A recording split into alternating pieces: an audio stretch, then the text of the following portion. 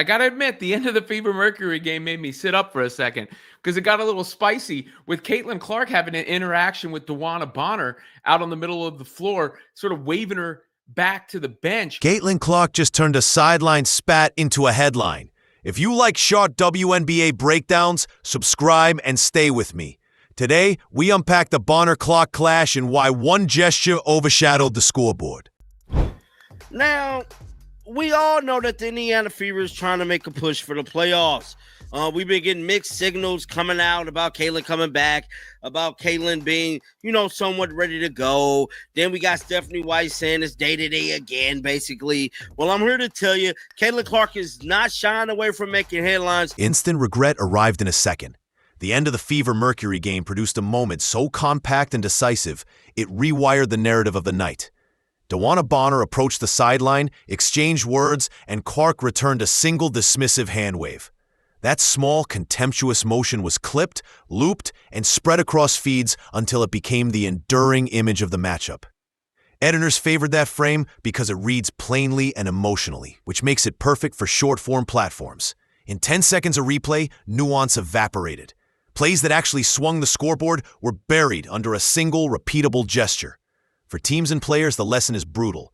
One brief reaction can overshadow an entire performance and change how fans, sponsors, and casual viewers remember who won the night. That's how viral memory works now. And it is why this particular exchange will keep getting replayed long after the final buzzer. At this point in time.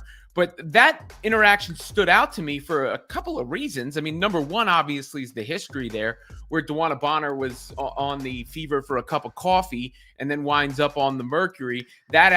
Before the season, Caitlin Clark said she wanted to win a ring for her, right? She said, I want to win for her. And Caitlin Clark went out of her way to also, shine light on how Dewanna Bonner had risen up to the top of, near the top of the all-time WNBA scoring ranks. And then, History made that moment heavy. This spat carried extra weight because of what came before. Bonner's brief, awkward run with the Fever earlier this season and her return to Phoenix made a simple exchange read like part of a longer story. When former teammates meet under tension, even small gestures pick up meaning. Clark had praised Bonner publicly before, which now looks strange beside this confrontation. It fuels framing about betrayal or mixed loyalties. The background nuance made a throwaway sideline scene into a headline because audiences love continuity and editors favor clips that fit a narrative arc. That replay loop amplifies perception. Once a clip matches an existing storyline, social feeds and highlight packages treat it as evidence rather than a single instance, and the moment grows into a memory that outlives the score.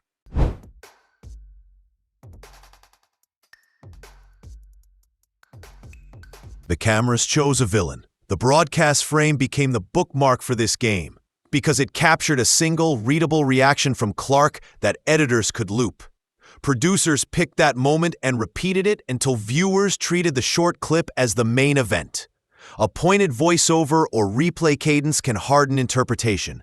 The gesture stops being a reaction and becomes an accusation. That selected shot fuels memes, highlight reels, and quick takes, and it rewrites which performances the public remembers. Detailed sequence analysis rarely travels as fast, so the broadcast edit ends up with outsized influence over memory and narrative. Sponsors and casual viewers lean on concise visual shorthand, so reputations can pivot on a single frame. The decision of editors to favor clarity over context has a tangible effect on how careers and nights are remembered. One of the most clutchest players on the damn team. I'm not just saying that just to say it. Lexi Hall stand on business when it's time to play. Fans pick sides fast. Social platforms accelerate snap judgments, and fandoms responded in tribal ways to the Bonner-Clark clip. Fever supporters said Bonner was trying to set a tone. Clark fans saw the wave as a refusal to be bullied.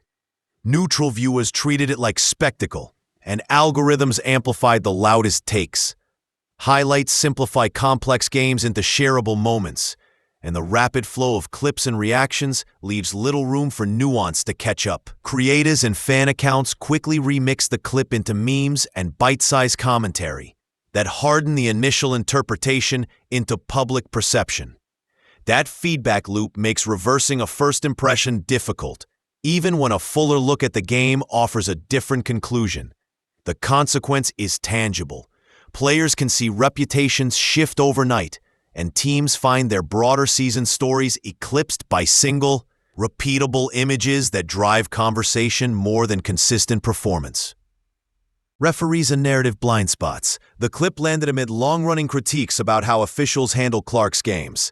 Fans who believe referees are inconsistent toward her interpret silence as another failure to protect a rising star. When a whistle is absent during a visible exchange, that omission becomes evidence in the court of public opinion, not just a single call. That framing compounds the drama. The officiating narrative and the sideline dust-up feed each other, amplifying outrage and making it harder to return focus to full-game nuance. Replays of the silent whistle magnify that interpretation and help the clip live far beyond the play it derived from. The absence of a whistle was not merely an officiating moment. It became a storyline that colored how viewers parsed the rest of the contest. Caitlin's brand is a weapon. Clark converts small moments into broader cultural currency more reliably than most players. Her looks, gestures, and late-game reactions become shareable content that increases her profile and her team's visibility.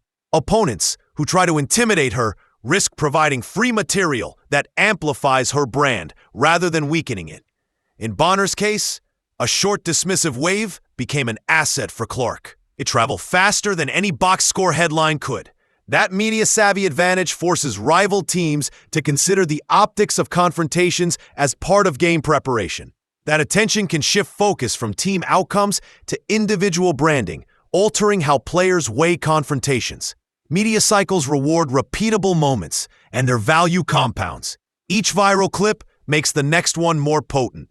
For coaches and teams, these dynamic demands balancing player protection with dealing with narrative costs. Underrated performers lose the spotlight. The clip's virality buried the steady, impactful work that actually swings results. Lexi Hall, for example, logged heavy minutes, scored efficiently, and anchored defense at crucial moments.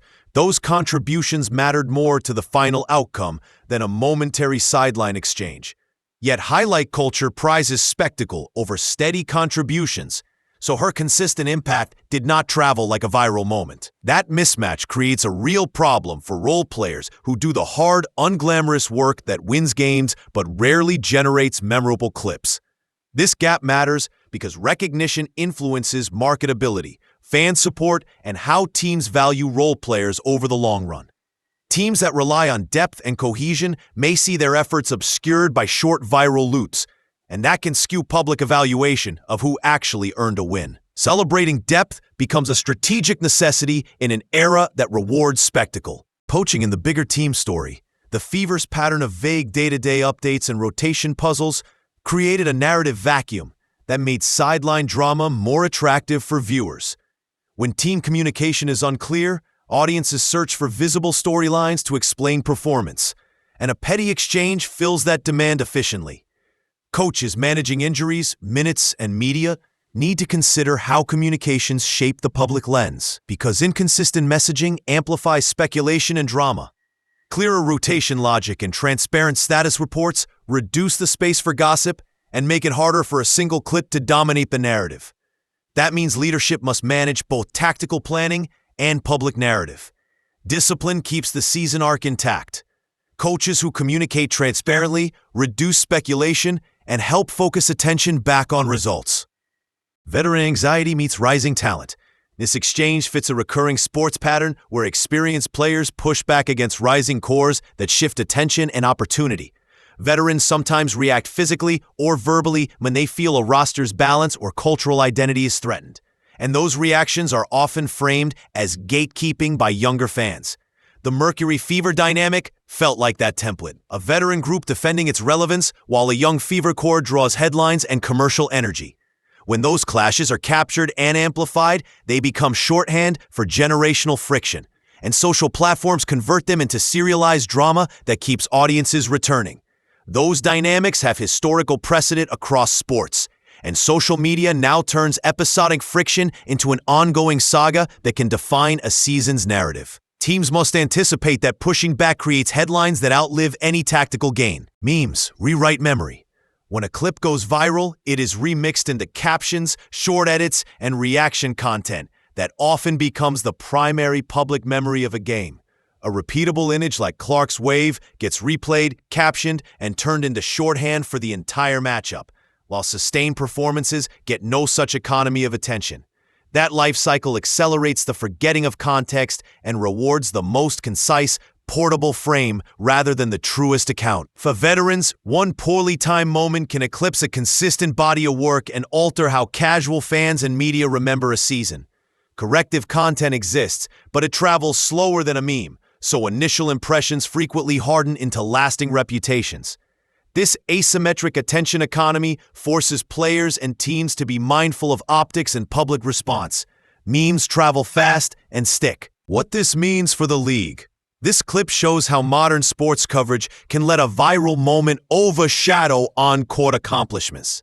Rising stars drive audience growth, but they also create volatility when brief confrontations become the story.